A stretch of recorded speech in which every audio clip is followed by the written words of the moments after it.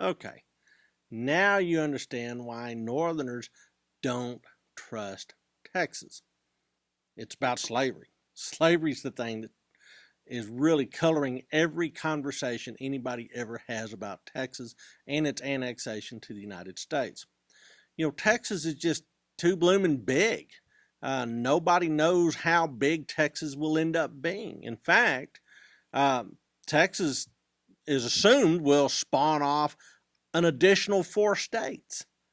So, wow, since there's no way to really figure out how big Texas is, and Texas can spawn a total of 5 states, that could mean 10 more senators within the United States Congress. It's amazing the number of sort of informal schemes and I would consider extra legal schemes that there were put into play, especially during the U.S.-Mexican War, to try to limit the size of Texas. For instance, U.S. authorities set up a New Mexico territorial government despite recognizing Texas's claim to New Mexico, or at least New Mexico east of the Rio Grande. This wasn't about territory and who should collect taxes or anything like that. This was about U.S. officers opposed to the expansion of slavery essentially freelancing out there on the frontier. Nationalism is one thing, but the balance of power in Congress is what's driving this conversation. Well, in Mexican Texas, with all the Anglo settlers that come in, slavery expanded. It ballooned from 400 slaves in the early 1820s to 5,000 slaves by 1836. Texas clearly will be a great place for slavery to expand into. Let me give you some numbers to explain. During the Mexican period of Texas history, slavery balloons. In the early 1820s, there's maybe 400 slaves in Mexican Texas. By 1836 and independence, that number has grown to 5,000. Many people often claim that Mexico was against slavery and that all these slaves in Texas were there illegally. Categorically wrong. They were in fact tolerant of slavery because Mexican officials saw what slave-driven agriculture could do. It could make Texas productive. Well, once that Texas achieves its independence, during the Republic period, slavery increases tenfold. In fact, by 1850, there's 60,000 slaves in Texas. Well, when Texas is annexed to the United States, a country that has a constitution that in fact protects slavery, slavery triples in the next decade to more than 180,000 slaves by 1860. So clearly, Texas is a slave owner's heaven, and that's the direction it's going in the 1850s. Texas is, in fact, a boomtown for slavery, with the majority of the folks bringing slaves in coming from places like Mississippi and Alabama. What effect this has on the national scene is that this southern slave power seems to be running the national government. Southerners have a declining influence in Congress, yet slavery continues to thrive. And in fact, by 1854, with the passage of the Kansas-Nebraska Act, even the Missouri Compromise falls into this sort of meat grinder of slavery and the momentum that's carrying forward into the 19th century.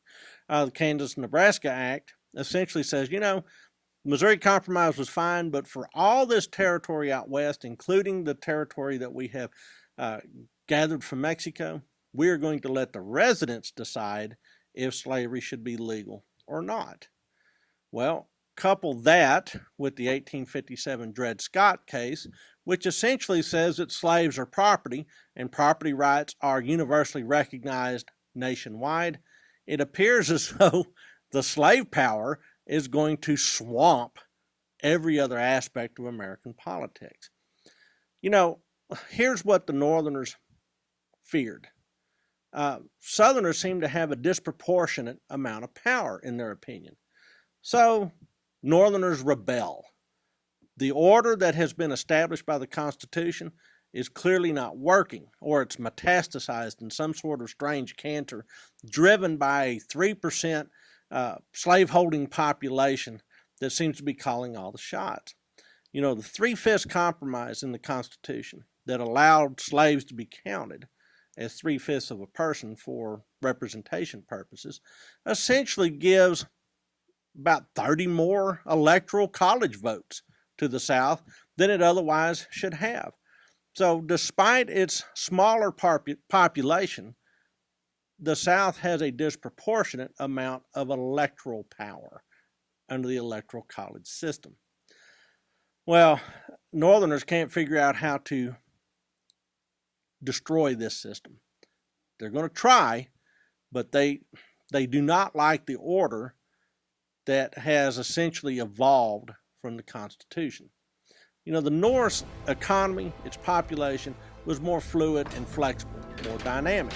Its economy could ebb and flow in ways that the Southern land-tight, slave-required agricultural factory system just couldn't. It couldn't react the same way that Northern economies could. So the Northerners saw the South and its peculiar institution as having a retarding influence on the national destiny. So how do you get rid of slavery? Well, first thing you can do is you can fence it off. You can contain it. But with the Kansas-Nebraska Act, containment's out the window. With the destruction of the Missouri Compromise, containment's not going to happen.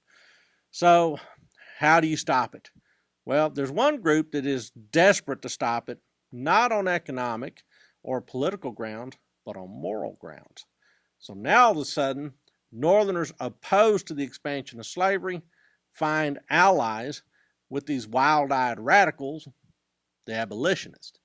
Abolitionism is not particularly popular in Northern circles. I mean, they see it going on. The typical Northerner sees abolitionists, sees them as sort of do-gooders and white-hot, rabid reformers, but it really doesn't pertain to him as he's trying to bring in his corn crop in Ohio. But abolitionists do prove useful in that they are making an irrefutable argument. Slavery is evil. Why would you tolerate evil in America?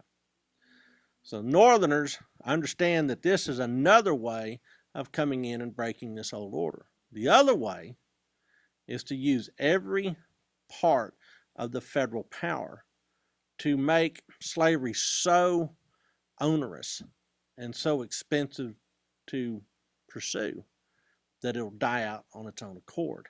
So it's a two-pronged plan, and that's the plan that they come up with to make slavery go away.